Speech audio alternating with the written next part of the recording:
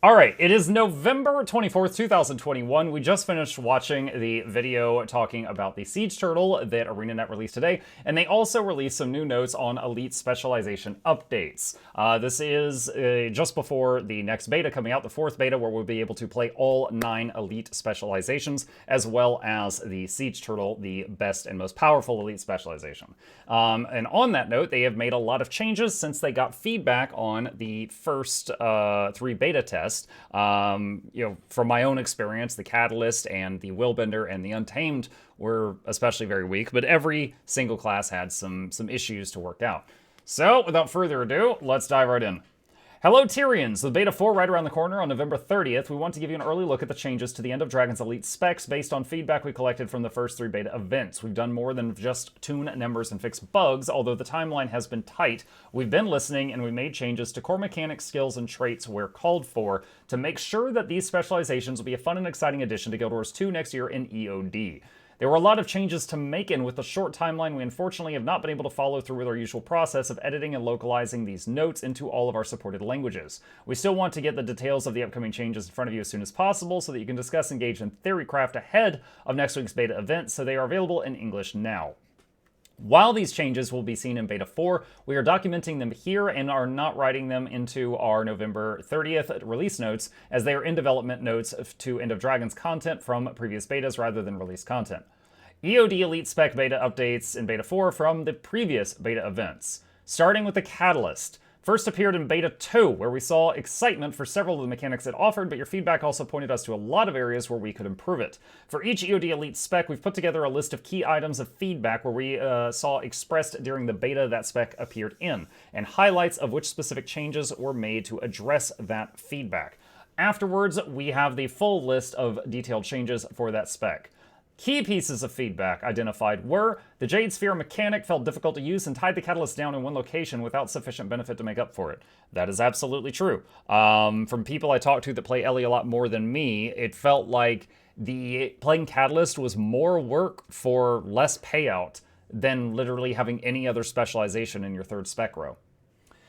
This is the crux of the issue, and we've made big changes here. For starters, Jade Sphere no longer drains out of combat, and the Jade Sphere no longer drains your energy gradually while deployed. Instead, it consumes a flat amount to instantly cast at the target location, and will always persist for 5 seconds. Now you can deploy multiple Jade Spheres from different attunements at the same time, allowing you to deploy the benefits of your Jade Sphere and associated combo fields in multiple simultaneous locations as you swap attunements. We'll be keeping an eye on your feedback about this change in Beta 4, and hope that you'll create a faster-paced and more mobile experience in play.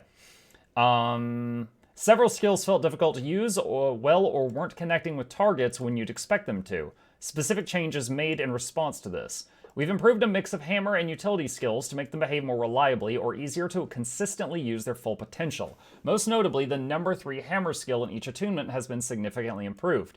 Quick reminder, Hammer 3 was the one that made like a chunk of rock or lightning, etc., that would orbit around you, and you could go through each element and activate all of them, but then when you hit it again, they would all fire at your target like a missile. They now activate instantly, and the circling projectile now orbits faster and closer to you so that it will strike enemies in melee range consistently. The skill to launch them is now a projectile finisher and has a lower cooldown, so that you can use it to combo with the fields from Jade Sphere. The Catalyst augment utility skill has been broadly improved in many cases. The effects that formerly only occurred within the range of a same attunement Jade Sphere are now part of the base functionality of the skills. They now receive an additional benefit, such as reduced cooldown, when within range of a Jade Sphere. Yeah, so a lot of those skills that were like, oh, I'm a stun break, but if you're in a fire sphere, it also applies burning to nearby enemies, or whatever they were, they all felt really weak. So it seems like they've buffed what they do even when you're not in a sphere, and they should be even better when you are. Does anyone have a link to the notes? Yeah, you got it. Here you go. Catalyst felt difficult to survive with, like playing on hard mode, even in open world. Specific changes in response to this. We've added survivability on several skills. The hammer Whirling Stones will now block projectiles while channeling. Immutable Stone will grant barrier, and Cleansing Typhoon removes conditions. On the trait side, we've also increased the duration of the defensive effect of Hardened Auras. The full list of detailed changes is below. Alright, so Profession Mechanic. Jade Sphere has been adjusted. Each attunement now has a separate version of the skill that can be activated by spending 10 energy, which creates that field for 5 seconds. Each attunement's deploy skill has its own cooldown, and the field element will no longer change as the catalyst changes attunements. Multiple Jade Spheres can be active at the same time.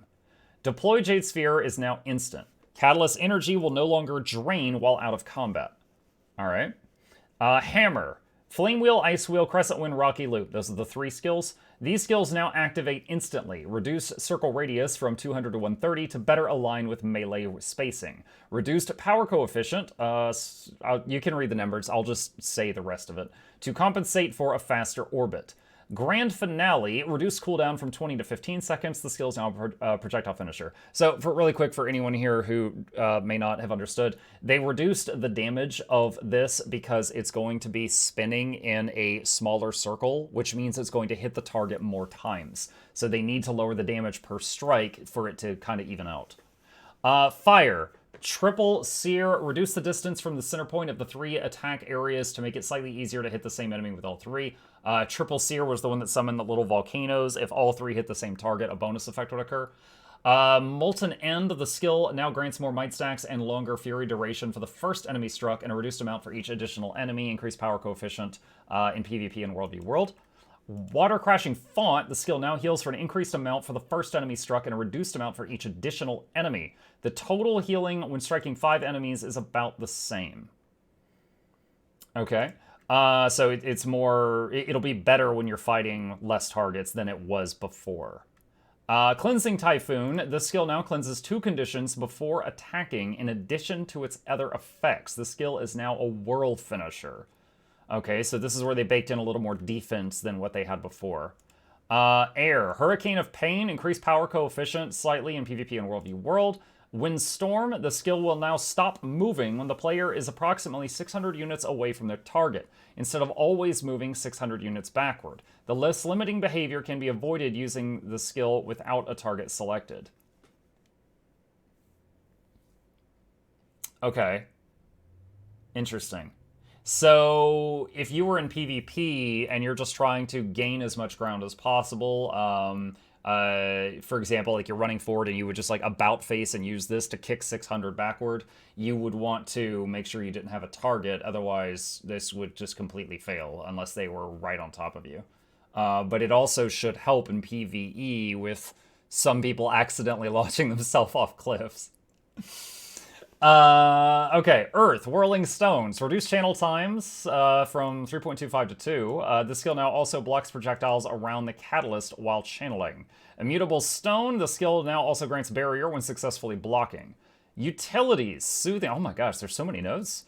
Soothing Water. The skill now always cleanses conditions. Casting this in range of your water sphere will now reduce the cooldown.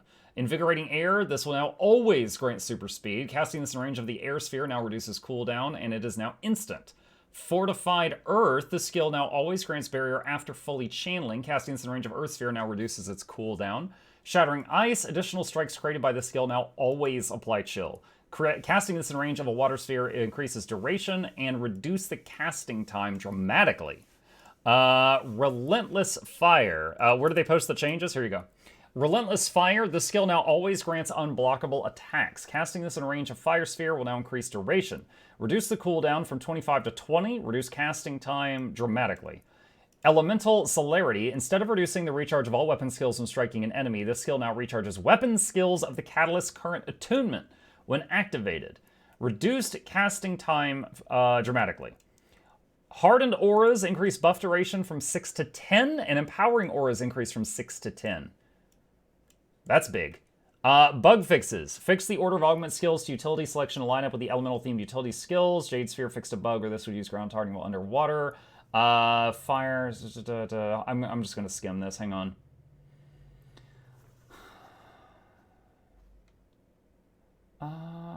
It's going to be interrupted.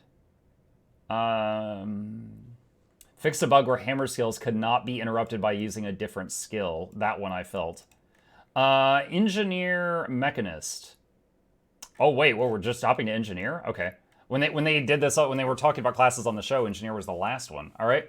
This stuff, if I haven't said it already, I'll have a link to these full notes in the description of the video. So if there's anything that I skim over that you want to read in detail, it will of course be there. Mechanist. During Beta 3, we received excellent feedback regarding the Mechanist.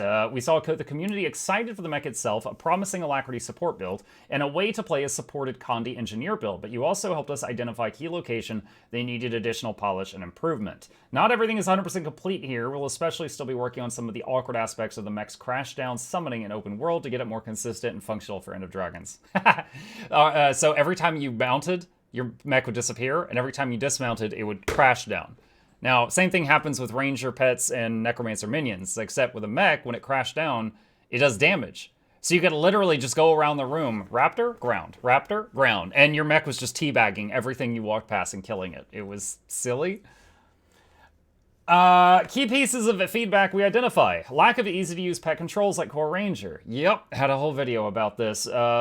Specific changes made. We're adding Attack My Target button with a keybind, as well as adding a key binding to Return to Me. By default, these are bound to F6 and F7, but you can rebind them to anything you want using new key binding options for Profession Skill 6 and 7. 1, that's wonderful. 2, I am going to have a heck of a time getting used to new buttons for those, because I've been using the same ones for years. So that is good. The mech command skills F1, F2, F3 can feel unreliable as the mech often cues them behind something else it was trying to do. Yep, it had a skill called Rocket Punch and Jade Siphon that it would use whenever it pleased, and when you would tell it to use a skill that you would order, it would not interrupt what it was doing to do that, like how a Ranger pet will. We removed the 2 auto skills the mech could cast on its own, Rocket Punch and Jade Siphon, as mech command skills would queue behind them and be delayed.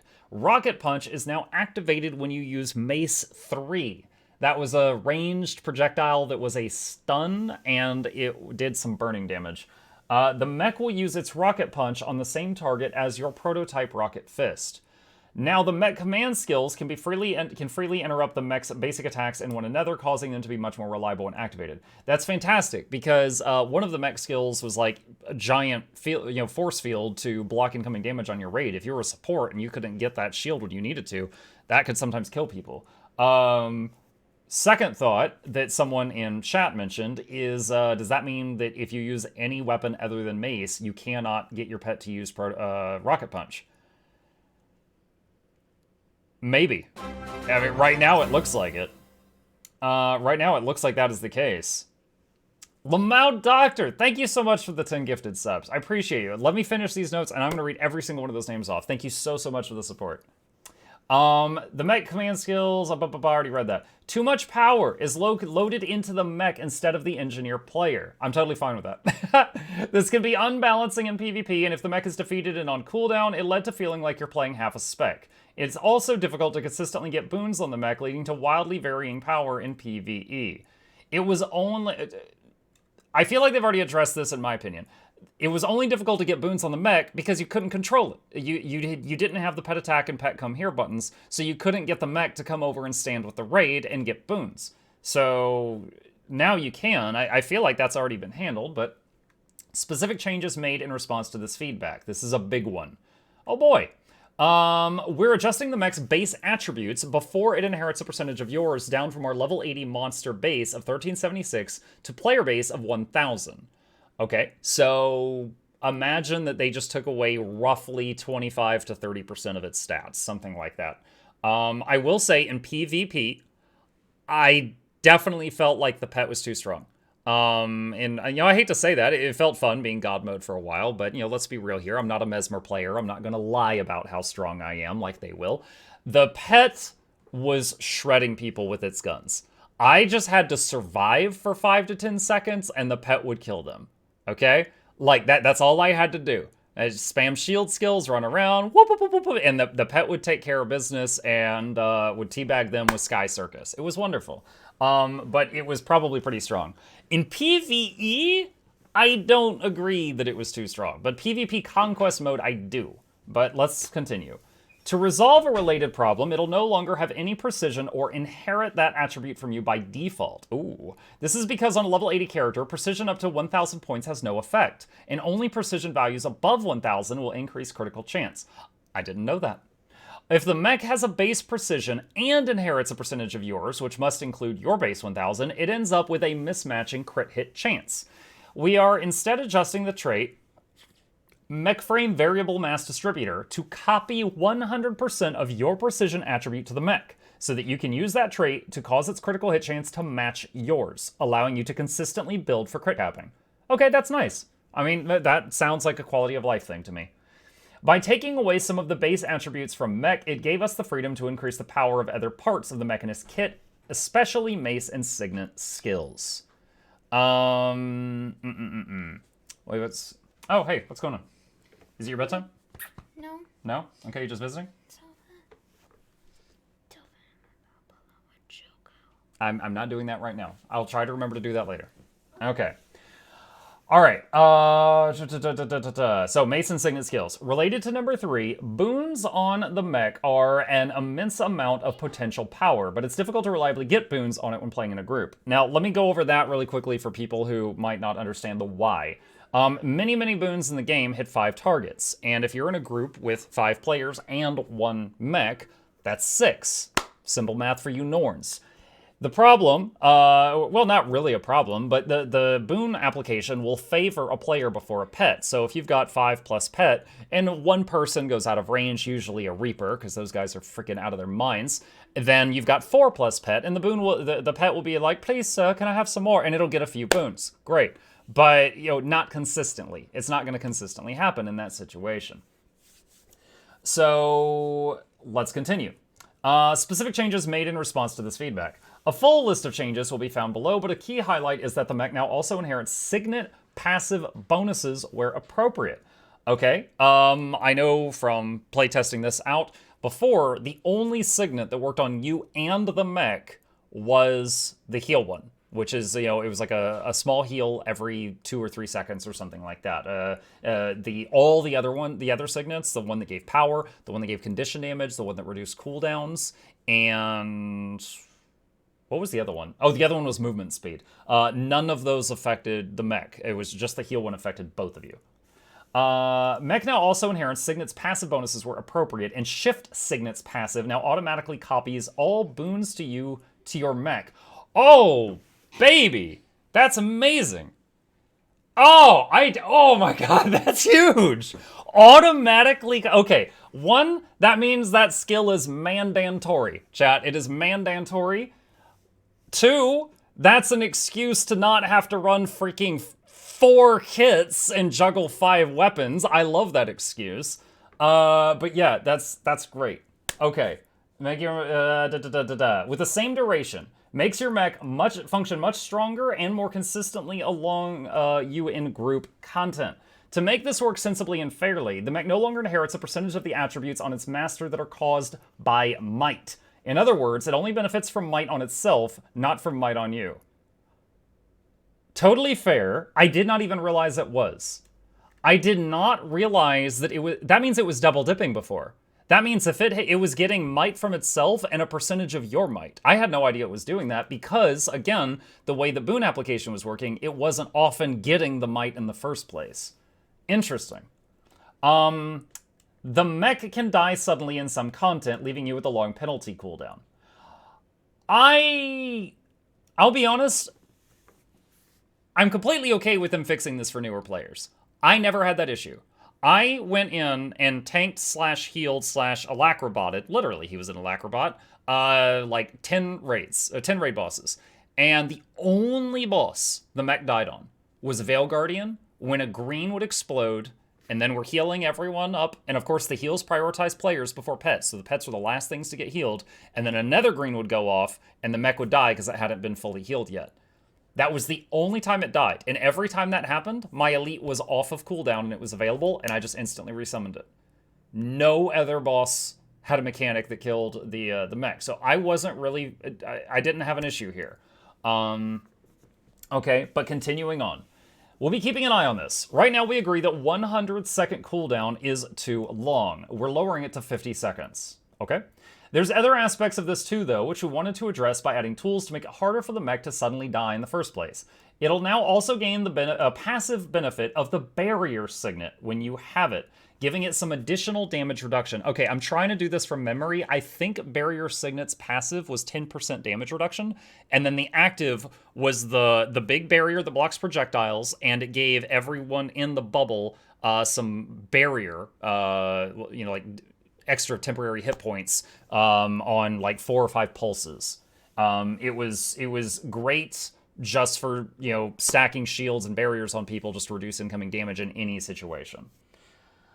Giving it additional damage reduction, and we've redesigned the third minor trait, Energy Siphoning, to be a defensive proc that will prevent sudden bursts of damage from unexpectedly downing the mech. That trait is now Exigency.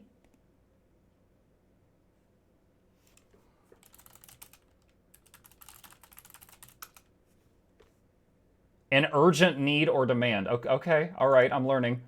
Exigency protocols. As a passive bonus, it increases the power of all regeneration boons you apply by 20%.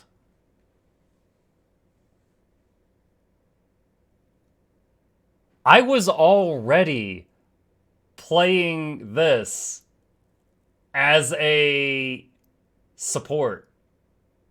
That is awesome. Google searching on stream is always a gamble. Drosiny, let me tell you something. I'm not a smart man. Let's continue. All right. Mace 2 now also applies regeneration in addition to vigor. Word? Really?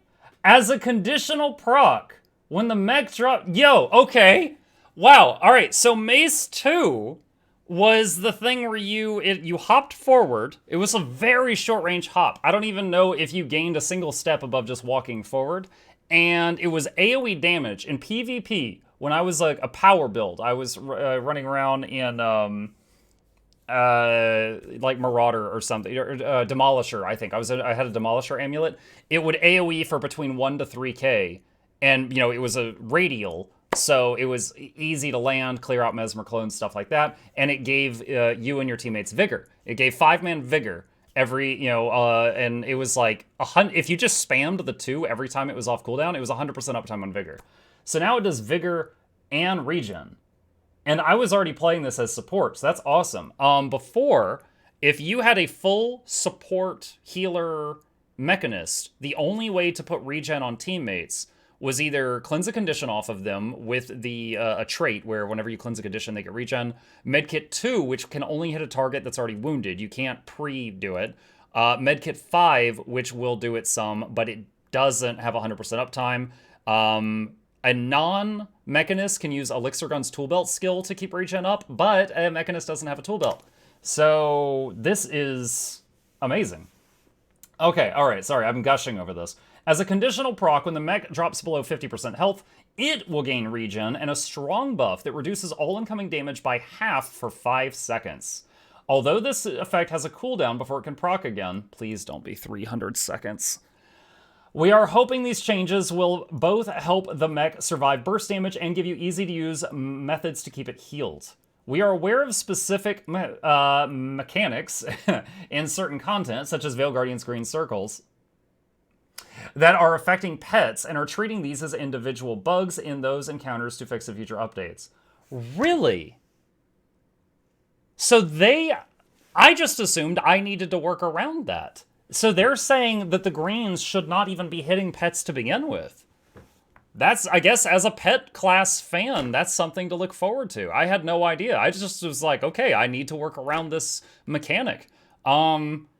Something similar that we tested the same day, Mersod Overseer. You've got those things that look like spike traps on the floor that instant kill a player. We tested to see if those would kill the mechs. They don't. It doesn't treat the mech as a player. It will not hit them. If the mech is stupidly standing in one, it's totally fine. But the greens would kill them. So, all right. We do not intend to... Hang on a sec. We do not intend for any current encounter mechanic to disproportionately impact your ability to use pets. That is cool. That's neat. That's neat. Okay, the max number of the Crashdown skill to summon your mech has been decreased from 100 to 50. Mech will now automatically reappear much sooner after dismounting. Base power, vitality, and toughness attributes on the mech have been reduced from 1300 to 1k. The mech now has a base precision attribute of 0 and crit chance of 5%. It no longer inherits 25% of the master's precision by default. The trait mech frame, variable mass distributor, no longer increases percentage of power inherited by the mech. Instead, it causes the mech to inherit 100% of your precision and ferocity attributes. The mech no longer double dips on might. We've already gone over that. Mace. Mace strike, damage increased a little bit. Mace smash, damage increased a little bit. Now applies 1 stack of confusion for 5 seconds. I think Mace smash was the second hit in the auto chain. The one does 3 hits. Barrier blast, which I think was the 3rd hit. Damage coefficient increased quite a bit. Confusion duration reduced. Cast time increased by 0.2 seconds. Energizing Slam, that was the 2. Conditions applied to enemies changed to 3 stacks of vulnerability and confusion with a 5-second duration. Boons applied to all allies changed to 3 seconds of vigor and regen to allies in the area. Did Mace 2 do any offensive conditions? I remember vigor, and it was a gap closer. I don't even remember that it was doing conditions. Honestly, I'm so hyped about the regen. Because before, I had to choose either I've got Mace out and I'm doing Barrier, or Medkit out and I'm healing. Now, the Mace will do Barrier and minor healing, so you don't have to put the Mace away just because someone's at 90% health. You know, the Mace will actually patch that up. That's cool. Okay, I'm okay with that. Rocket Fist Prototype, Mace 3, is now an explosion. It was a projectile. Now it's both. Now when you cast this spell... oh, hey, that also means synergy with the explosion straight line. If you're trying to use the Mace in a power build. Now when you cast this spell, your mech will cast Rocket Punch at your target. Rocket Fist Prototype and Rocket Punch each apply 5 seconds of burning and a 0.5 second stun. This is more effective for reducing enemy defiance bars than the previous single 1 second stun. Okay. I wonder if it has the exact same cooldown. Like, if your Mace 3 is up, will Rocket Fist always be up? Or Rocket Punch always be up? Force Signet now plays a visual effect of the Signet icon above the player when activated. No longer breaks stuns. Word? Passive power attribute bonus changed to a 10% increase to outgoing strike damage. The passive bonus now also applies to your mech. No longer a stun break. There's a visual effect of the icon when activated. 40 big dog. Then what? Wait, what's the active then? Continue reading. Okay, I'll continue reading. Yeah, I know what it was. I'm saying, what does it do now? Brovolone, thank you so much, dude. I'm gonna give you the full intro soon. Superconducting Signet now plays a visual effect of the Signet above your head. Activated skill now causes a 3-second burning per hit. Passive condition damage attribute increased to a 10% increase. Passive bonus also applies to mech. Barrier Signet above your head. Passive bonus applies to your mech. Shiv Signet now plays a visual effect of the icon above your head. Instant cast. This is the one that was like a shadow step. Now breaks stuns when cast. Gotcha. I still don't get what Force Signet's activatable is now. Like, if it's not a stun break, what is its activate? Now removes two... Yo, what? Now removes 2 conditions from you and your mech when cast. Additional passive effect. All boons applied to you are also applied to your mech. Move speed passive now also applies to your mech. I would like to nominate Shift Signet to Best Skill of the Year, 2021. Thank you, God. What? So I was recently going through all engineer skills, trying to find any skills that have a stun break and a condition cleanse. There's not a lot. For an example is Elixir Gun. Elixir Gun on the tool belt skill attached to it is a stun break. The Elixir Gun itself has some condi cleanses. But as far as just an emergency button that does both of those, most classes have between 0 and 1 of those. So this is now a stun break, a shadow step with major movement, gives movement speed, I think 25% or something. It cures 2 conditions, and it gives your pet a copy of your boons. That's wild. That is absolutely wild. Did I miss Muck reading the notes regarding Willbender's giving a lot? No, I'm not freaking not even there yet. There's so much. Okay, so Force Signet did some damage, cripple, and a knockback. So they took that away. Okay, I forgot about the other stuff. See, I used Force Signet for the stun break. The other stuff was kind of whatever. So I forgot about the other parts. Okay, thank you. And instant cast. Yeah, instant cast is good. When I did the whole video reviewing the Mechanist, I commented it felt really weird having a cast time on a stun break. Okay, overclock. Now plays the visual effect of the eye, blah, blah, blah, blah, blah. Player activation is now instant. Burning per hit on the activated skill Jade Buster Cannon increased from 2 to 5. Okay, really quickly, Jade Buster Cannon was really bad, but no one used it. It was never worth putting the Signet on cooldown for the Buster Cannon, because you also needed the skill to bring your mech back to life. It was always better to just save it for if the mech died.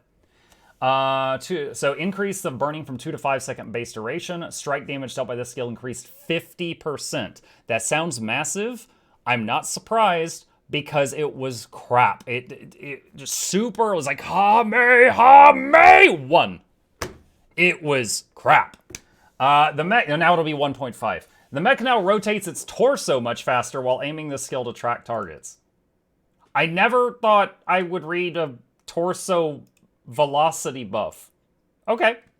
Mech commands. Crisis zone. Neck, yeah. Now can be used while the mech is stunned and will break stuns on all targets in range when activated. Now also removes conditions from allies in range.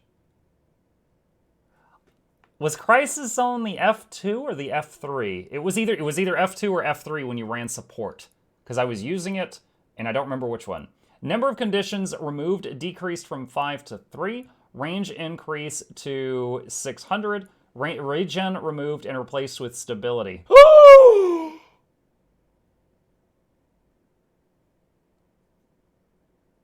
Relationship with Scrapper has ended. Mechanist is my new best friend. Yo, one of the only things that I was like, man, I'm really gonna miss being able to give my team stability when I play mech. If I don't remember if this is the F2 or the F3, but both the F2 and the F3 gave stability or were AoE on your party. So that's probably 5-man stability. So that's awesome. The thing I will say though, the F2 and F3, I was spamming both of them off cooldown just for boons. So I'm wondering, like, if I stop spamming it for boons, will anything else fall off if I'm saving it for stability moments? Okay, where were we? Regen removed. So regen was removed, but it's on the Mace 2 now. Discharge array now strikes up to 3 enemies per pulse. Now additionally applies 1 stack of burning with 3 seconds duration on hit. Okay.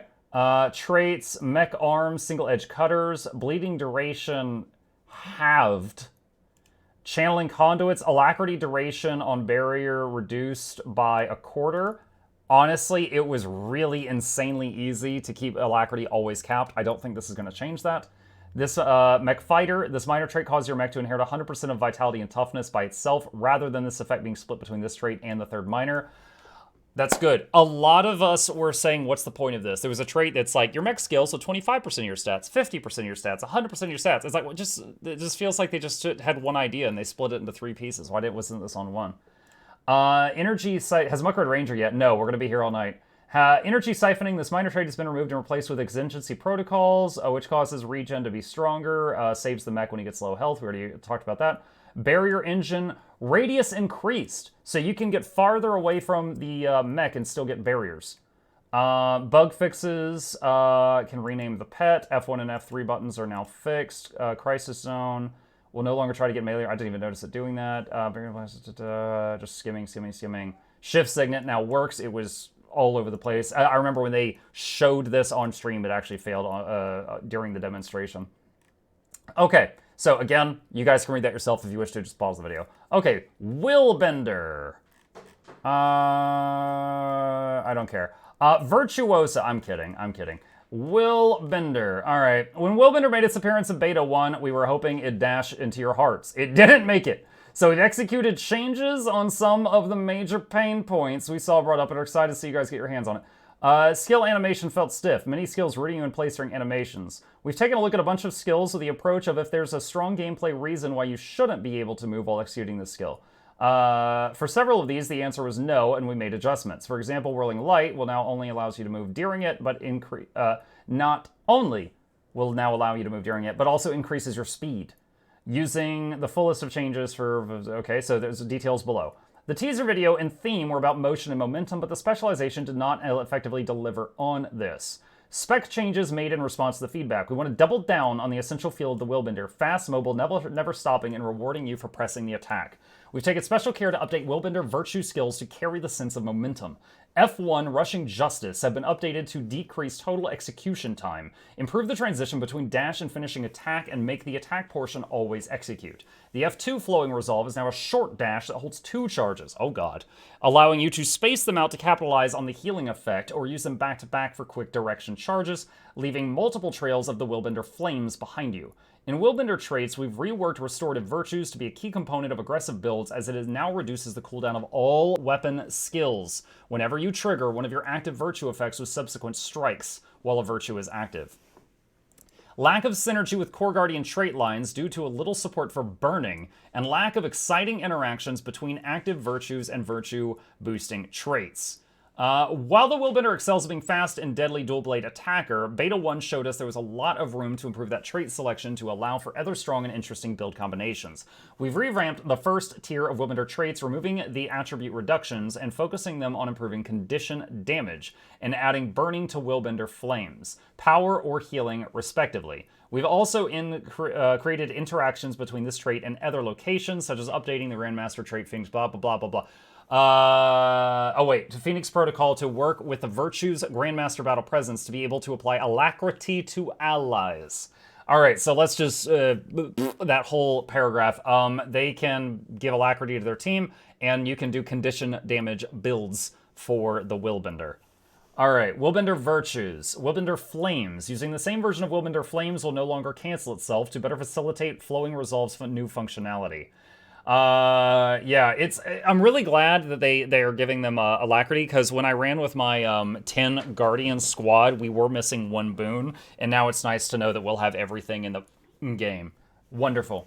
Rushing Justice. Improve the transition between running and punching. Increase velocities toward the end of the run and the initial punch. Total range of the skill has been increased, taking the ability from a max 450 to a max 800. Strength damage has been improved from 0.6 to 1.5, almost triple. Reduce the cast time of the attack by about a quarter of a second. Flowing Resolve. This ability will now use ammunition, and its max ammo has been set to 2. Flowing Resolve now stacks in duration. Velocity and distance have been reduced by 40%. Crashing Courage will now deliver a 5-target area attack on impact, in addition to Willbender Flames. The Offhand Sword skills. Executioner's Calling, the secondary attack of this ability, now delivers 4 strikes simultaneously. Secondary strike damage has been reduced by 50% and is amplified by 20% to targets struck by the initial attack. Advancing Strike increased power coefficient from 1 to 1.4 in PvP game modes. So that's a 40% increase. Flash Combo. Why does everybody hate Guardians? They're like the jocks that pushed you into the locker every day at school. And then, like, when you finally stand up for yourself and fight back, the teacher only saw you fighting back and you get in trouble, and the jock never gets in trouble. That's Guardians, basically. Okay, Flash Combo. You may now move while executing this ability. Repose. You may now move while executing this ability. Whirling Light. You may now move while executing this, blah, blah, blah, blah. While active, this ability now grants a 50% movement speed increase while active and is affected by both movement speed and animation timescales. Attack radius has been increased slightly, added a radius fact, reduced cooldown from 20 to 15 seconds in PvP game modes. Heaven's Palm. This ability is now targeted with a 600 range and will shadow step the Willbender toward their target before performing the area of attack. Traits. D.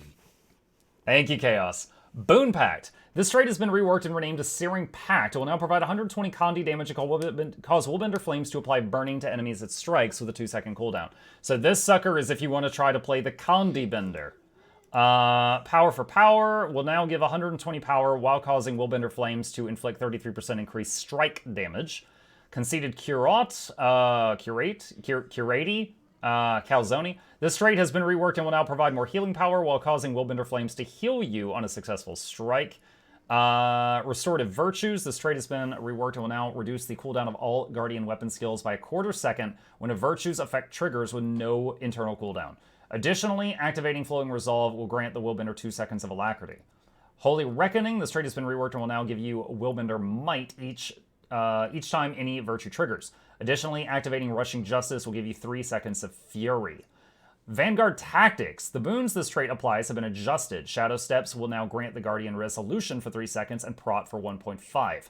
Activating the Crashing Courage will now grant the Willbender Resistance for 3 seconds. Wow. Lethal Tempo. This trait will now increase both strike and Condi damage. Baseline damage increase has been decreased from 3% to 1 in PvE and from 3 to 2 in PvP game modes. Phoenix Protocol. This trait now includes Alacrity in addition to Regen when applying boons in a circle when traded with Battle Presence. So there you go. There's your Alacribot. I don't know if they're going to need concentration gear, such as Diviners, to make that function, but it looks like they can now fill the role. Tyrant's Momentum. This trait will now increase Lethal Tempo's damage bonus from 1 to 3, or from 2 to 4 in PvP game modes per stack. Other effects of this trait are unchanged. Shattered Aegis. This trait now has a 1 second cooldown when Willbender is equipped to prevent infinite loops of death. In conjunction to Crashing Courage.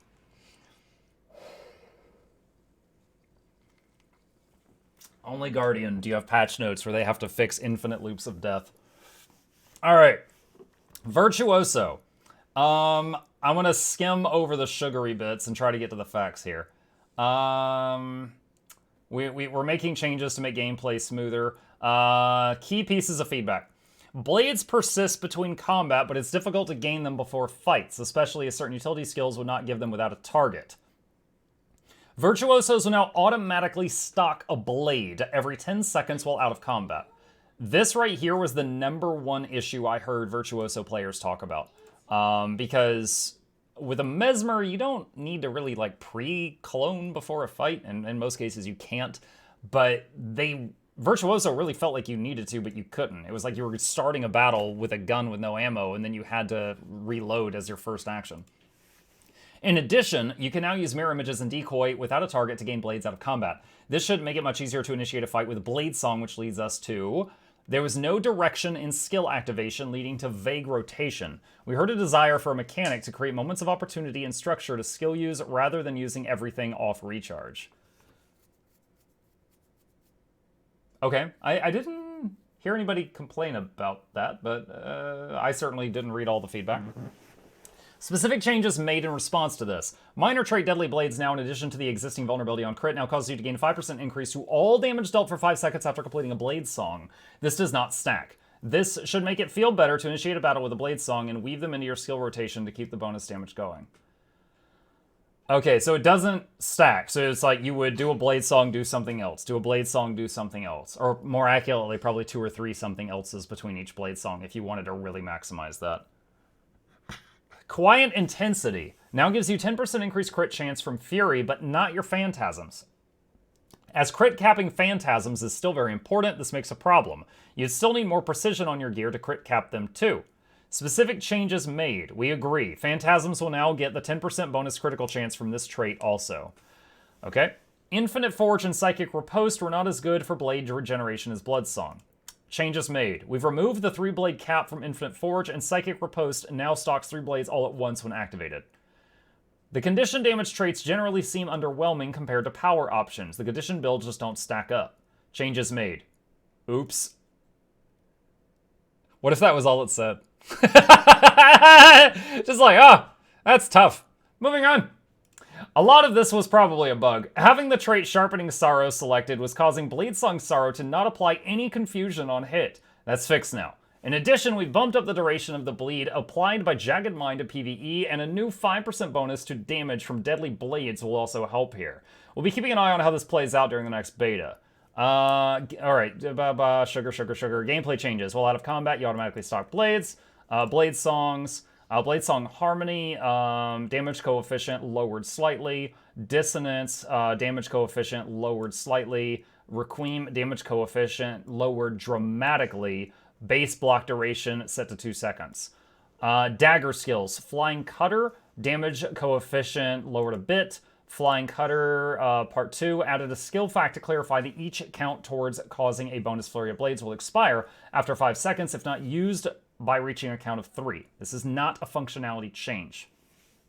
Blade Call. Requiem? I constantly say it wrong. Requiem-y. Blade Call. Damage coefficient per hit reduced from 0.6 to 0.5. Unstable Blade Storm increased the damage by 25% in PvP game modes. Utility skills. 1,000 Cuts. Recharge reduced from... this was the elite skill that fired like a... It was like a beam of knives. Reduced the elite recharge from 75 to 60 seconds in PvE only. Now unblockable, can now be aimed in any direction while moving. The skill is now cast instantly. The number of hits increased from 6/3 to 10/5. It was already a really hard-hitting skill. Damage coefficient per hit reduced from 2 to 0.5. Ooh, okay.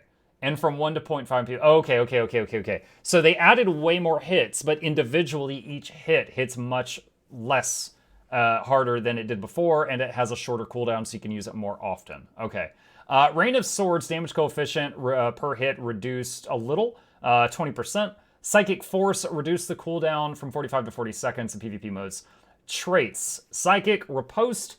Blade stocked on activation increased from 1 to 3. Internal cooldown increased from 1 to 3 seconds. No longer fires a damaging attack when triggered. Instead causes next blade song to be unblockable. Infinite Forge, no longer capped at 3 blades. Quiet Intensity, your summon phantasms now also grant the increased critical strike chance from Fury. Duelist Reversal now additionally will give you regen for 3 seconds.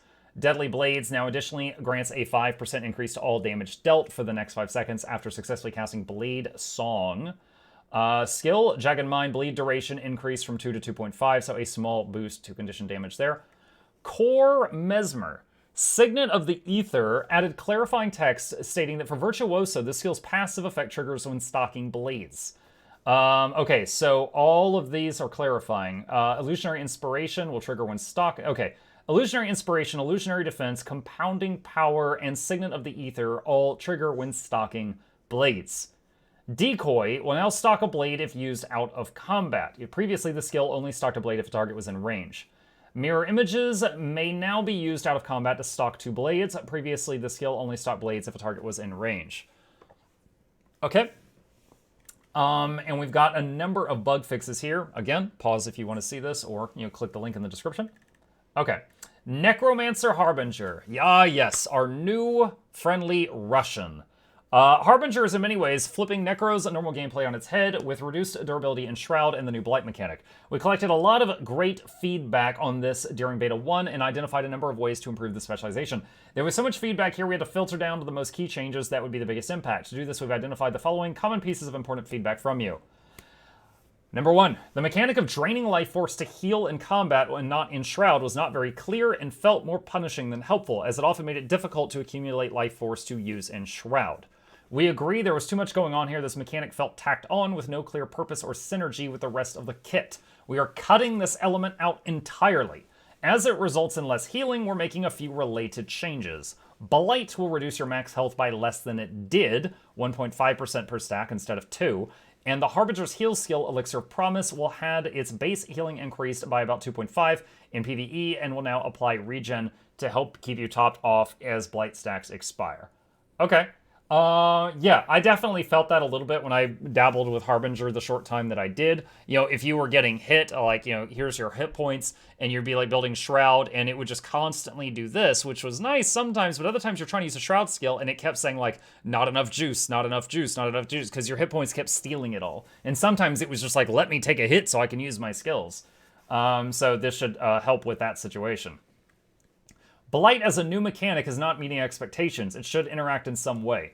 We've created a new mechanic called the Blight Threshold. Skills with this mechanic will, if you're at a certain amount of Blight stacks, when you activate them, remove that amount of Blight from you, but gain additional damage and effectiveness. This mechanic will be seen on Shroud 3, 4, and Elixir. This relates to the next piece of feedback we received. Elixirs are boring. Press button Get Boon isn't enough for the base duration of the skill, even if the traits let them do more. We have redesigned the core behavior of all elixirs. Oh lordy. They still give you boons when you activate them, but now they will do a lot more by default.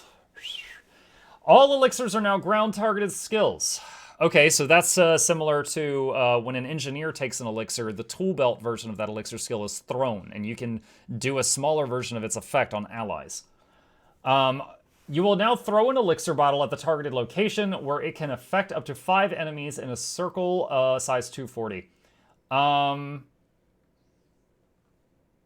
Whoever makes glass bottles in Tyria is about to make so much money when Harbingers come into the world. Like, whoever's making these glass vials, like, engineers and now Harbingers are just shattering these things left and right. There is, like, some rich glass blower in Divinity's Reach. I don't know him. All elixir skills grant you boons when you activate them, but now they also cause damage and apply conditions to enemies in the area. They all use new Blight Threshold mechanic. If you have enough Blight, they consume some to do double damage and effect on enemies. If you are standing in the impact area of your own thrown elixir, you will gain more Blight back than the Blight Threshold can consume. This means you can use your own elixirs to dump Blight by throwing them away from you, or generate Blight by throwing them near you. A new arrival. That is very interesting. That leads to a lot of choices, and I like it.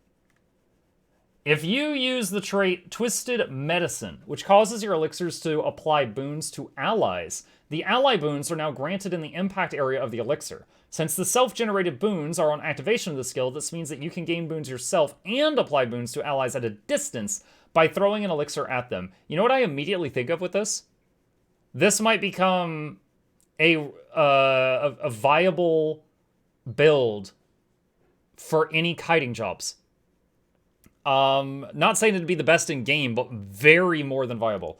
So flat kiting on Sabbatha, or Doom kiting, the Shadow Doom. Like, you could keep shooting the boss while running around and doing your job if you were skilled enough, and doing boons and stuff like that at the same time. Very, very cool. A skilled player could do a lot with that. This means that while there's a lot more going on here, and it can get complicated, we have found from playing with these changes that they introduce an exciting level of mastery to achieve with practice and create fun opportunities to use elixirs in a variety of ways. We've also done a lot of bug fixing and balance tuning to get Harbinger in the right spot as we get closer to the release of End of Dragons. But gameplay changes. The reduction in max health per stack of Blight has been reduced, already covered. No longer passively drains life force to heal. Blight Threshold, we've already covered that. Pistol skills. Pistol 4, very small damage increase. Pistol 5, duration of torment it applies has been reduced by quite a bit. Shroud skills. Tainted bolts. Damage dramatically increased in PvE only. Dark Barrage. The duration of torment cut in half, and the recharge slightly increased. Not really surprised. This was like a super short cooldown, high damaging shotgun. Okay. Devouring Cut. Devouring Cut, range reduced from 900 to 600. Recharge increased from 6 to 8 seconds of PvE only. No longer applies Torment by default. Additional functionality has been added to the skill. If you're at or above Blight Threshold 5 on use, the skill will remove 5 Blight, do double damage, and apply 5 stacks of Torment for 5 seconds to the affected. Voracious Arc, range decreased, 900, 600. Additional functionality has been added to the skill. If you are at or above Blight Threshold 10, will remove 10 Blight, do double damage, and add 5 stacks of Torment for 10 seconds. Voracious Arc Underwater functionality has been split into a new aquatic... Oh, pause. They made no mention of Underwater Mechanist. That's unfortunate. Really quick for the non-Mechanist people. When you went underwater, your Summon Mechanist skill was replaced with a skill called Call in Mechanist Airstrike. And when you would use it, like, some projectiles would come from above the water down to the enemies you targeted. And it was on a long cooldown. It was really bad. And basically, without the mech, your entire trait line is just stupid. So... I really hope they eventually make it work underwater. Like, I'm not asking them to make a very cool robot shark, which they totally should. I'm just saying, like, just make the mech work underwater, because otherwise the whole thing just falls apart. Okay, anyway, back to our Necro. Underwater functionality has been split into Voracious Dive. Voracious Dive will shadow step to the targeted enemy and is not an evade. In other respects, it's similar to Voracious Arc. Oh, another thing. I think every single Willbender utility skill was not usable underwater. So I don't know if that's changed at all. Vital Draw. Additional work has been done on this skill to make it function consistently and hit targets as expected in the indicated area. Now, if a target controlled by this skill uses a stun break, they will become immune to the remainder of the effect. I would love that with the Chrono ult. Because if you stun break too early in Chrono ult, it'll just stun you again. Okay, Elixir stuff.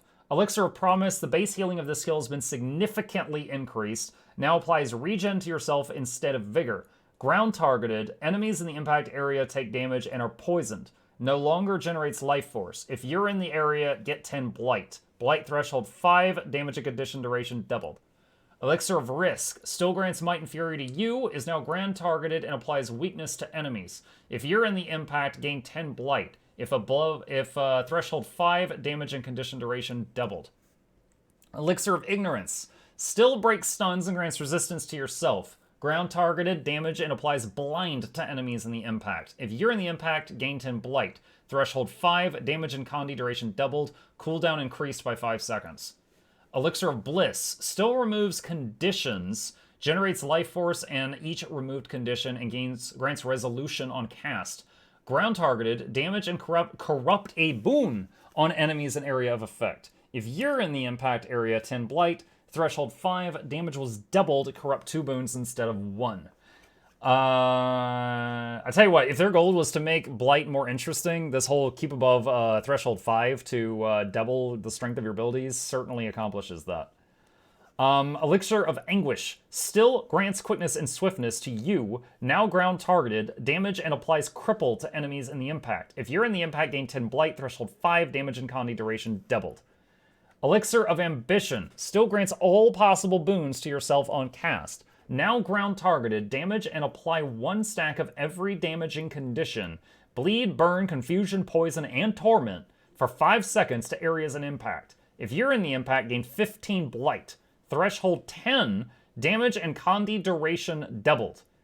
Cooldown increased by 50%. They added 30 seconds to it. So Elixir of Ambition was the one that I think gave you like every boon in the game. So now it also does every damaging condition in the game. Traits, Wicked Corruption, bonus strike damage per stack of Blight reduced by half. Septic Corruption, bonus condi damage per stack of Blight reduced by half. Vile Vials no longer causes elixirs to apply slow. This trait still applies vuln, but will do so in the targeted area of the skill, not around you. Alright, and we got a lot of bug fixes here that, again, read them at your leisure if you wish to do so. We're just going to slide on past because we still got a lot to cover. Ranger, the Untamed. I'll just say I'm very familiar with this. There was a lot of issues with it. The pet controls were broken. We already know they fixed that for Ranger and the Mechanist.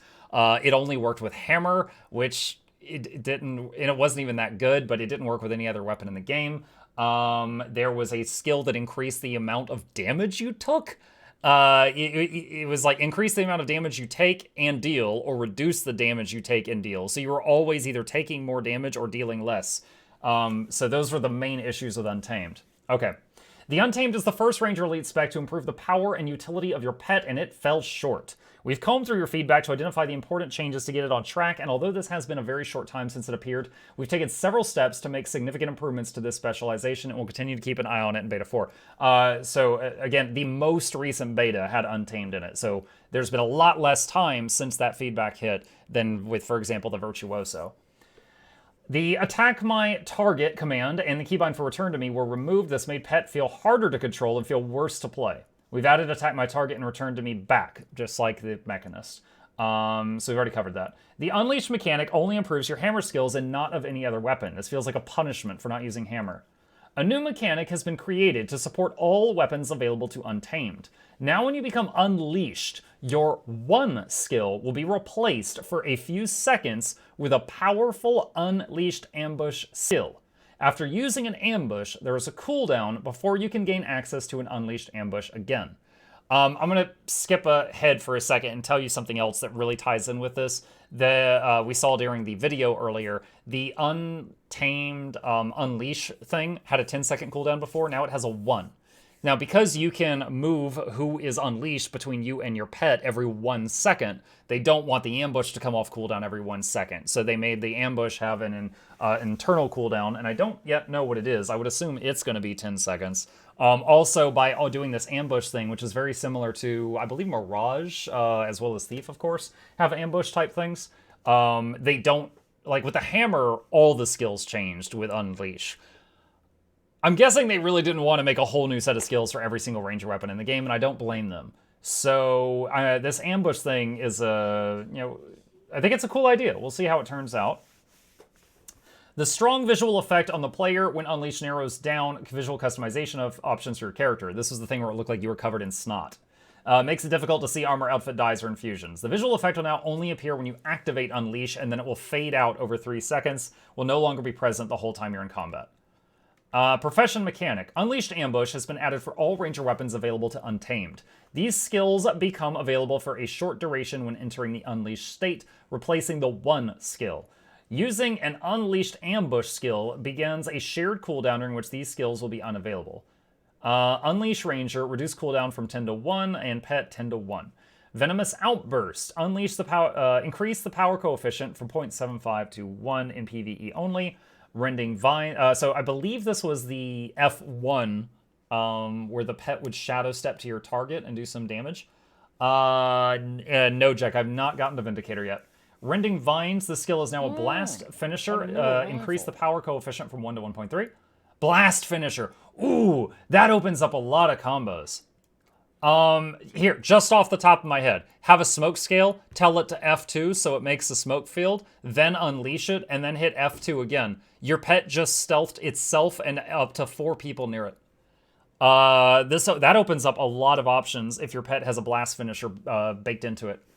Or you do Healing Spring as a water field and blast finisher, you've got an extra heal now. Enveloping Haze, that was, I believe, the F3 that made a projectile blocking dome around your pet or around you if the pet was dead. This skill no longer prevents the player's pet from moving or using other abilities. Enveloping Haze increased the power coefficient damage by quite a bit, percentage-wise. The Unleashed visual effect on player will fade out. Okay. Hammer. Overbearing Smash and Unleashed Overbearing Smash. The secondary strike no longer leaps in place and instead uses an animation that allows you to move freely. Thump. Skill now leaps toward your target. Unleashed Wild Swing, increase the damage. Look at that, that is some chunky damage. Unleashed Savage Shockwave, increase the power coefficient. These are PvE only, by the way. Unleashed Thump, increase power coefficient from 2 to 2.3. That's going to be a dummy thick thump, chat. Utility skills, Perilous Gift. This skill now heals a percentage of the player's missing health instead of draining health from their pet. This was the healing mechanic, the 6 button by default for the Untamed, which stole health from your pet to heal you, which felt really weird. The no death buff and subsequent heal are also applied to the player's pet. That's nice. The skill grants super speed if the player is unleashed and stability if you're not unleashed. Okay. Exploding Spores now inflicts poison. That's great. I even commented, it feels so weird that these green, smoky plant bombs come out of the ground and blow up and they're not condition-based. I thought that was really weird. So I think ideally it would be cool if they scale some with power, some with Condi, and you could do a little bit with either one. I'll continue reading. They now inflict poison instead of cripple. The skill now grants might if the player is unleashed and protection if you're not unleashed. Oh, are all of these skills going to do something if you are or are not? Mutate Conditions. That was the utility skill. I believe it turned all of the Condis on you into vulnerability, but it got them all off. This skill is now a stun break also. The skill now grants Fury if the player is unleashed and Vigor if you're not. Okay. Unnatural Traversal. This that was is almost like a shadow step. This skill now grants Might if the player is unleashed and Regen if not. Nature's Binding. The skill now grants Quickness if the target is if the player is unleashed and Resistance if not. So Nature's Binding was the one that tied enemies down. It was similar to Dragon Hunter Longbow 5. But you had to be close to the target. That was a difference. Forest Fortification. The skill now grants super speed if the player is unleashed and vigor if the player is not. Buffs applied by this skill are now also applied to the player's pet. Okay. Alright, that's pretty rad. Traits. Natural Fortitude.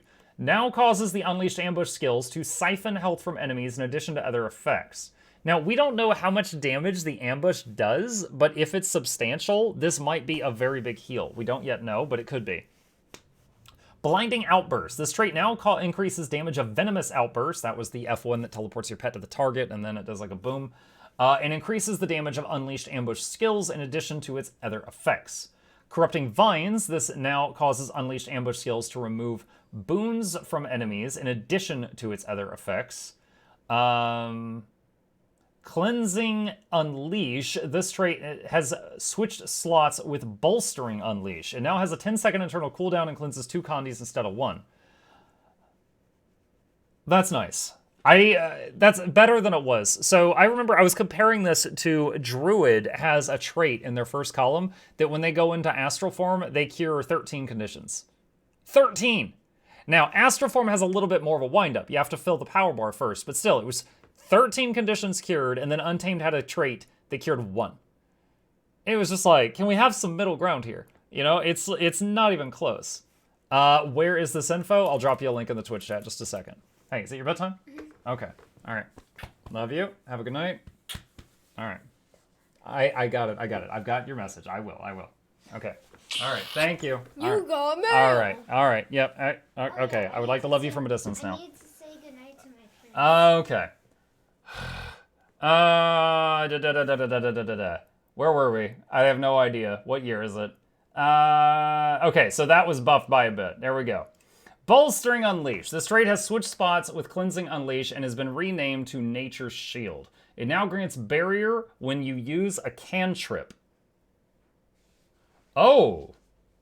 Okay, so chat, I don't know how strong the barrier is going to be, but I want to remind you it's possible to have a cantrip on every button 6 through 0. So you could have run 5 cantrips. So you could have 5 buttons that give you barrier. That, we'll have to keep an eye on that. Vow of the Untamed. This trait no longer increases incoming damage while unleashed. Thank you, God. And no longer reduces outgoing damage while pet is unleashed. That was one of my biggest complaints, and I said it before we started covering the Untamed. Always either doing less damage or taking more damage did not feel good. It did not feel fun. It was like, what am I? I'm like a crappy berserker now. So yeah, I'm glad to see that go. Bug fixes. Again, I'll let you pause here if you wish to see this, and you can read that. We're going to skim on down and go to the Vindicator. We loved seeing your excitement for the Vindicator in Beta 2. We saw a lot of excitement for the addition of Great Sword to Revenant and read a lot of excellent and productive discussion around the dodge mechanic and the Alliance legend. Link, I literally just dropped it a second ago. Someone copy-paste this and throw it at everyone who asks. Key pieces. Dodge abilities either felt too weak to be effective damage dealers or were overwhelmingly exclusive in use for healing builds, overshadowing the rest of the specialization. Also, the elite skills are really bad, so I wonder if we'll come across that. We've taken another look at the Vindicator's dodge mechanic. This is the thing where they meteor strike and they would leap into orbit and come crashing down. Good night to all. Just arrived to see this huge texto on the screen. YouTube vid tomorrow for TLDR? Probably not a TLDR, but I'll timestamp each of the classes, Fames. There's honestly so much information. There's not a lot of squishing that can be done, but I'll definitely timestamp each of the classes. Okay, dodging abilities felt weak. We've taken another look at the Vindicator's dodge mechanic and have made several changes. The pause that roots you in place at the end of the dodge has been removed, allowing you to immediately resume movement after landing. The durations and energy costs of the different Grandmaster traits effects on your dodges has been standardized and damage dealt increased.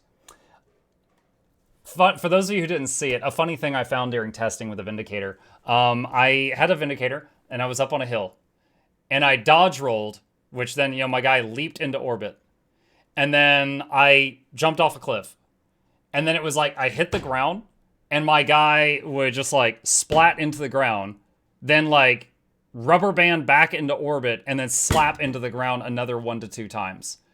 So it's like by dodge rolling off a cliff, you would just like bam, bam, bam, and just slam into the ground 2 to 3 times total each time you did it. Looked ridiculous. The two sides of Alliance Legend are most useful when aligned with matching build and gear choices, and the swapping mechanic makes it difficult to use the skills that you want to.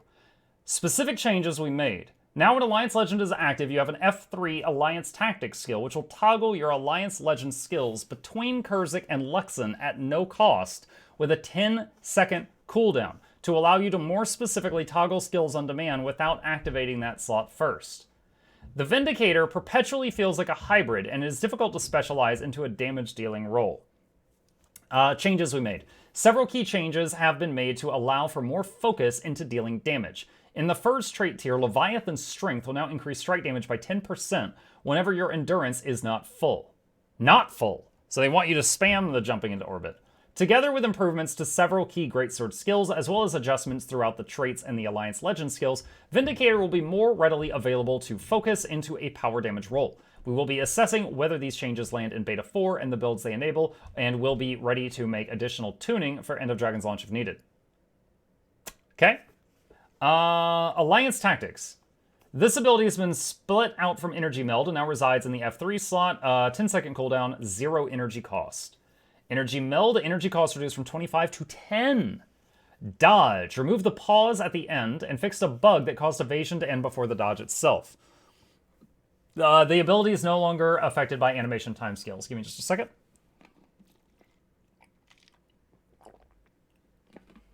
Phantom's Onslaught. Greatsword skills. Slightly reduce the aftercast of the attack portion of this ability so that the player can move sooner. Imperial Guard, the active duration for True Strike has been increased from 3 to 4 seconds when activating Imperial Guard. Energy cost reduced from 12 to 10. Updated the skill facts to indicate max stacks. This is no longer affected by slow or quickness. Water, where's the pop? It's right next to it, but when I drink pop and then I keep talking this much, I just start burping a lot. So I'm using the chaser. I'll go back to the pop when we're done with this monster of a document.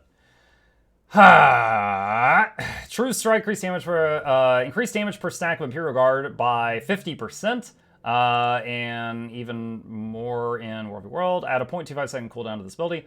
Eternal's Requiem. This ability now targets downed enemies. Updated skill facts to better indicate the skill's functionality. Decrease cast time by 20%. Increase the number of explosions from 7 random to 3 plus 7 guaranteed to 9 random plus 5 guaranteed on nearby enemies. What?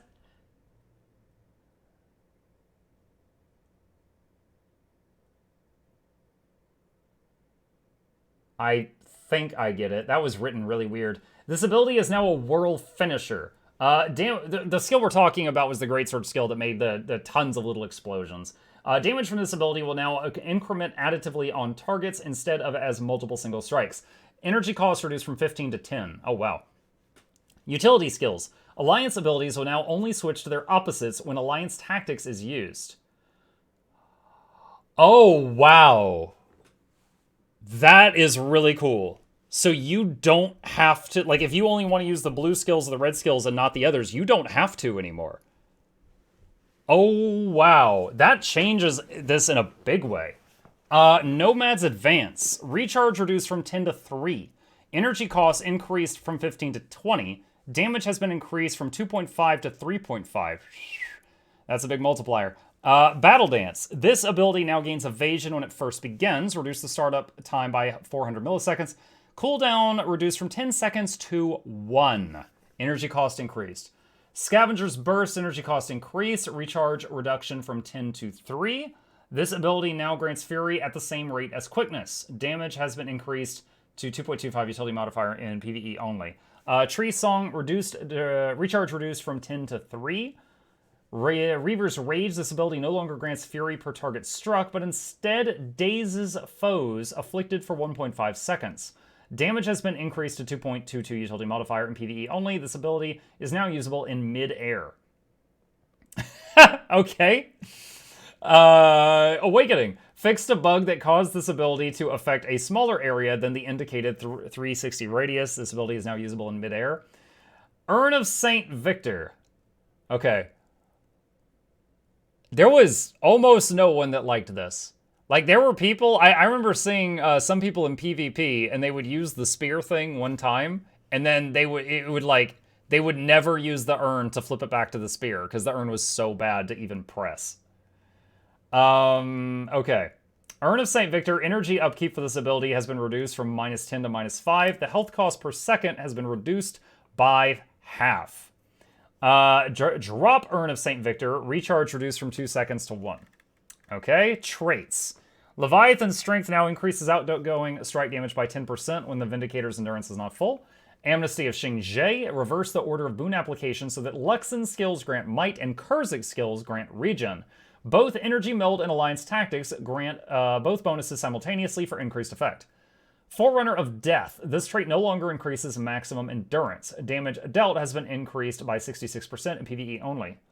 Vassals of the Empire.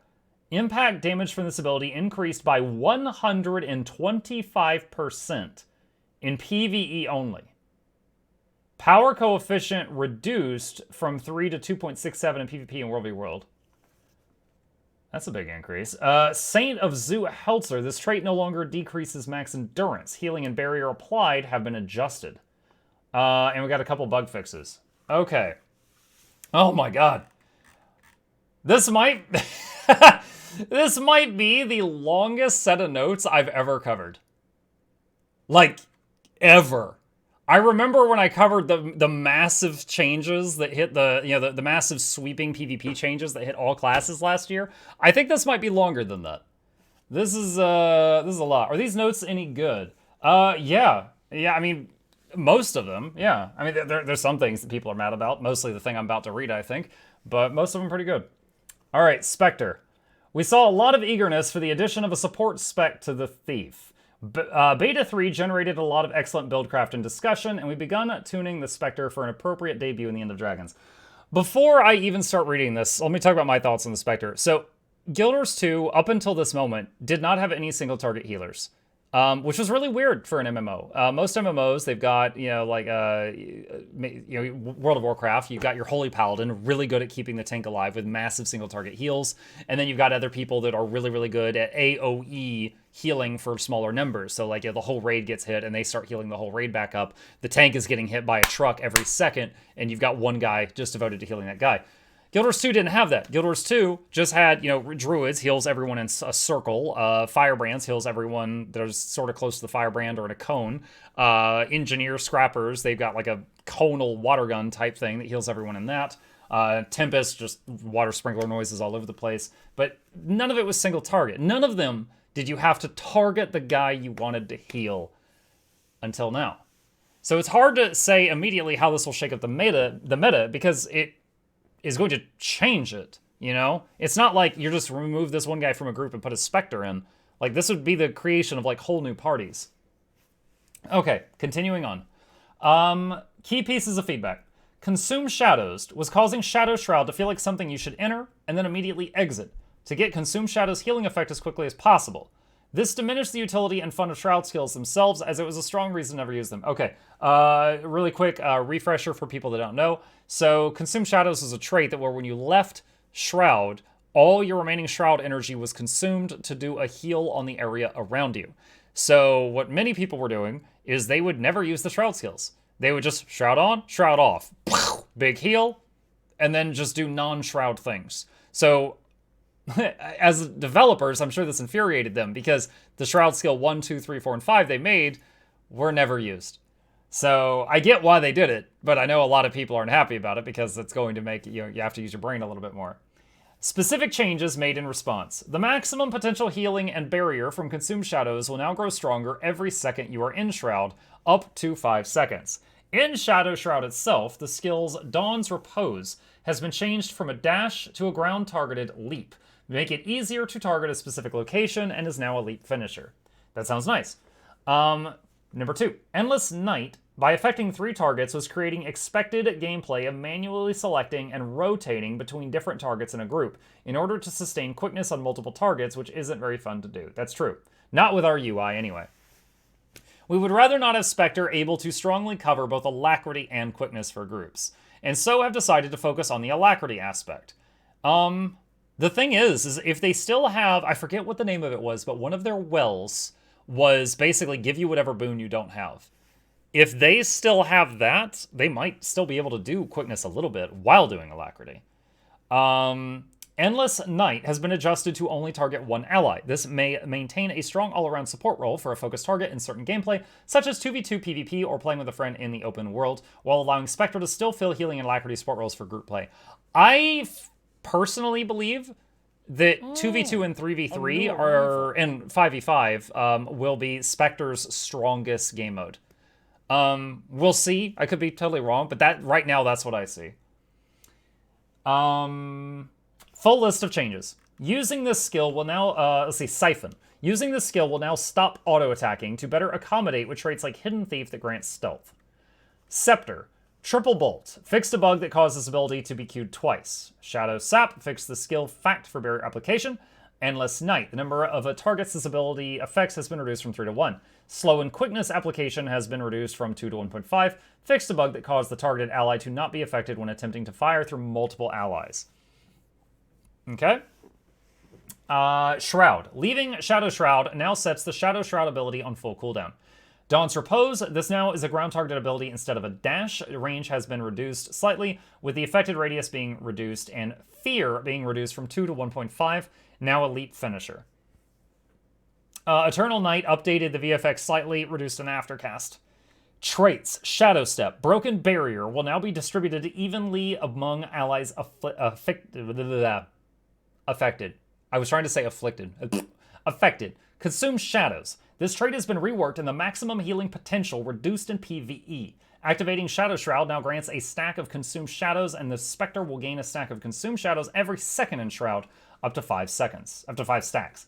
When you exit Shadow Shroud, your Shadow Force is consumed, and for each stack that you have, 10% of the consumed Shadow Force is converted into healing for nearby allies. Healing past the target's max health becomes Barrier. So yeah, so at maximum, 50% of what it was, it looks like. Bug fixes. Okay. Again, I'll let you guys read that if you wish to. Okay. Bladesworn. I've lost track of how many classes I've read. Is this the last one? Oh my god. I'm looking at the scroll bar on the right side of the screen, which you guys can't see. I'm only halfway down the page, and I was getting scared, and I was like, oh wait, this is the comments section. Oh my god. Bladesworn, number 9. Let's go. Okay. I just woke my son up, probably. I'm incoming. I'm in trouble. All right, the Weeaboo premiered in Beta 2, and the unique Dragon Slash mechanic sparked a lot of discussion. With this specialization, we're trying to deliver an homage to classic samurai films in a way that adds a spectacular moment of payoff in Guild Wars 2's combat. We saw it used for some truly epic moments in Beta 2. My personal favorite was when someone swam into a keep in World v World and then went, Hisagi! And then they just unsheathed their sword while flying straight up a mile in the air and bursted out of the water like an armed dolphin and landed on the bridge inside the enemy's cape. That was my favorite moment of the Bladesworn so far. Dragon Slash is a steep commitment to execute, and it's easy to miss out on the payoff if it misses or is avoided. Specific changes. We've made several adjustments to Dragon Trigger mechanic to make it more usable in more situations, including doubling the base rate at which you gain charges. Doubling the base rate you gain charges. And having the flow cost per charge. Dragon Slash's maximum damage has been reduced appropriately. Oh, thank God. I was about to say, please tell me they tweaked the damage to accommodate for this thing charging twice as fast. As a result of it being faster to charge, it is less of a missed opportunity when used at an inopportune time, and can be used more often and in shorter windows of vulnerability on your target, creating more moments where a well-timed Dragon Slash can be executed to strong effect. In addition, Dragon Scale Defense will now grant stability when you enter Dragon Trigger, helping to ensure you are not easily interrupted by a disabling effect. That's cool. It's kind of a bummer when just like any old tap would knock you out of it.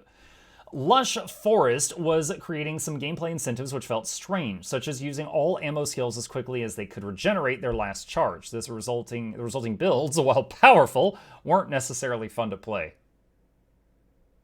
I mean, fun for you. I gotta say, chat, I don't even enjoy Warrior. I thought using ammo skills like crazy was a lot of fun. Specific changes made in response to this feedback. Lush Forest has been flipped around, now reducing cooldowns when you activate the first count of ammunition on a skill rather than the last. This means that while you can trigger it in most often by only using an ammo skill when it restocks its first count, you may still dip further into a skill's ammunition count when you need to. We hope this and other related changes will create more flexible and enjoyable builds around this trait. Full list of changes. Here we go. Dragon Trigger. The rate at which you gain charges has been increased from 0.5 seconds per charge to 0.25 seconds per charge. Flow cost reduced from 10 to 5. Entering Dragon Trigger now places gun saber skills on a half-second cooldown to prevent accidental use from canceling out of Dragon Trigger. Exiting Dragon Trigger after using a Dragon Slash will no longer place Sheath Gun Saber on cooldown. Force. Coefficient charge reduced by... Okay, so again, they're making it that you're able to get into Dragon Trigger at half the speed you were before, so they are dramatically lowering the damage of what they were before. So dramatic loss of damage to Dragon Slash. Force, boost, reach. Additionally, boost is now considered a movement skill, which means it'll have some synergy with that one trait line where movement skills break you out of all movement impairments. Reduce the movement speed of the skill by 40%, but the distance traveled remains the same. Reach reduces the size of the projectile's visual effect. Change the width of the projectile to better match up with the visual effect. Gun Saber Cyclone Trigger, no longer as a projectile finisher. That kind of surprises me. I mean, you're freaking firing a bullet out of a giant sword gun, but okay. Break Step is now a leap finisher. Break Step reduces the movement speed of the skill by 40%. The distance travel remains the same. The skill will now stop in front of your targeted opponent if you reach them before the skill ends. Radius of the initial attack increased from 120 to 180. Dragon's Roar. Pushback from using the skill is now determined by the amount of ammo expended. Okay. The skill is now considered a movement skill. Oh god, they're getting more of them.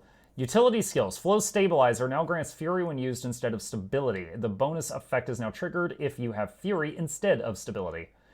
Fury fixed an issue where Signet of Fury granted Adrenaline instead of Flow when Bladesworn was also equipped. Okay. Traits. Fierce is Fire. This trait has been reworked. It now grants a stacking damage buff for each count of ammo used. Lush Forest now triggers when the first count of ammo skill is activated instead of the last. Lush Forest now has a cooldown of 1 second. An internal cooldown of 1 second. So I think if you use multiple ammo skills at the same time, it'll only work on one of them, if I'm getting that right. Will now only recharge warrior skills, excluding Sheath Gun Saber and Dragon Trigger. Okay. No longer gives protection. Dragon Scale Defense no longer gives protection when hit during Dragon Trigger. Instead, it now gives stability when entering the Dragon Trigger. Immortal Dragon now also grants protection per charge level gained during Dragon Trigger in addition to its previous effects. Unyielding Dragon now grants might per charge level gained during Dragon Trigger in addition to its previous effects. Daring Dragon now resets the cooldown of Dragon Scale Defense whenever you enter Dragon Trigger after using a Dragon Slash in addition to its previous effects. Okay, so if you go into Dragon Trigger and successfully do a slash, and then go into Trigger again, the Dragon Scale Defense will be back off cooldown, giving you that stability again. But if you get interrupted somehow, then it will be on its full cooldown, I suppose. Okay. Wow! Lot to unpack there. Holy cow. So, yeah. I started to say TLDR. There's no freaking TLDR. TLDR is go back to the beginning and watch. It's very clear they're listening to feedback, and I'm very happy about that. A lot of changes here I'm thrilled about. A couple I'm not. But I am so happy that the versions of the classes that we saw were not the final versions. Did you see they also posted about the next Reveal Alliance beta? Yeah, we'll get there in a second after I get a drink after this. Hang on. So I'm very, very happy with ArenaNet as a company right now. There's some things about this I love and some things I don't, you guys. but I'm so glad that they're clearly listening. You know, we're not getting our way on every little thing, but they're clearly listening. They could have just, like, the last things that we saw, the beta test stuff, that could have just been, like, the final thing. They might have just tweaked some numbers or something. But these are dramatic changes to everything. Specifically, like, the Jade Sphere for Catalyst. That thing was so bad. The Untamed traits where you're, like, you hurt yourself. The Willbender. The Willbender is... I mean, I gotta say, I'm still gonna complain about Guardian, especially now that they got Alacrity, the only thing they didn't have, but still, I'm happy that the Willbender is not gonna be doo-doo. A couple things off the top of my head I'm not happy about. Many of the classes still just absolutely do not work underwater. Mechanist loses their mech underwater. Like, at that point, you know, you just change builds, you know? It's like, hey, I'd like to join this group to do fractals with you guys. I can be the Alacrity guy unless it's the underwater fractal. Then you got to get somebody else. Like, that's gonna feel weird. And then additionally, Willbender skills also don't work underwater. I mean, I feel like they could do that if they spend a little bit of time on it. I'd love to see that. So a lot of people in chat saying that the thieves were complaining the most.